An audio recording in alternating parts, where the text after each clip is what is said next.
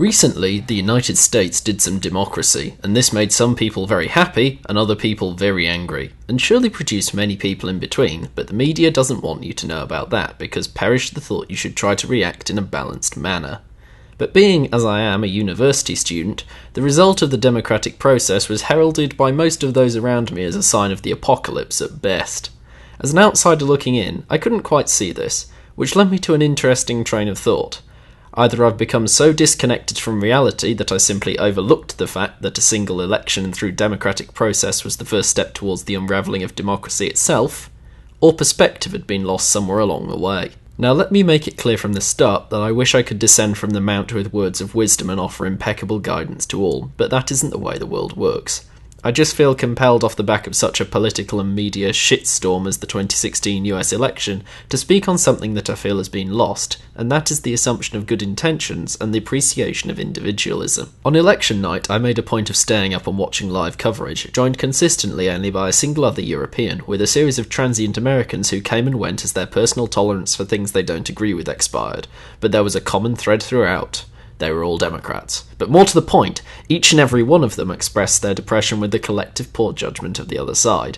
This struck me as odd at the time, and the following day, when the world still existed by the way, I took to YouTube seeking balance, and did find some balance from some people, but matched in equal amounts by the number of Republican supporters calling all Democrats cretins. It took me a while to put my finger on what was off, possibly because I'm retarded, but now I've finally figured it out. It's the same pattern that surrounded the Brexit vote. People who voted leave were all raging racists, and people who voted stay, fucking remain is the weakest word they could have possibly chosen, I swear, were all unpatriotic Europhiles who didn't know their arse from their elbow. And so we come to now.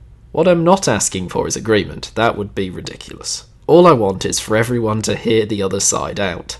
Until you've heard the other side make its argument as its strongest, then you have no idea how to improve yourself, what they're challenging you on, and even why you should care.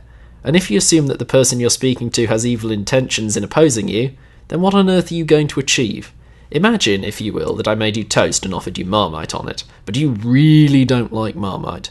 Would the rational response be to decline, maybe offering an explanation along the lines of, I think it tastes bloody awful?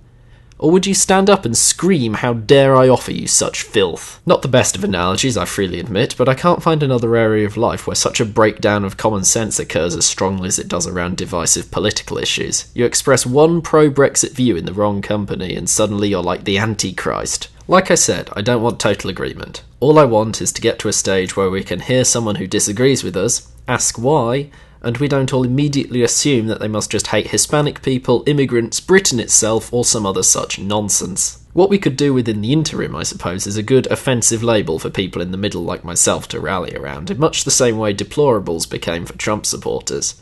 But I guess we have a long way to go to that point, so until then, I'll just have to stay a clueless left-wing, right-wing, globalist, nationalist, anti-racist racist. I don't think that'll catch on, actually.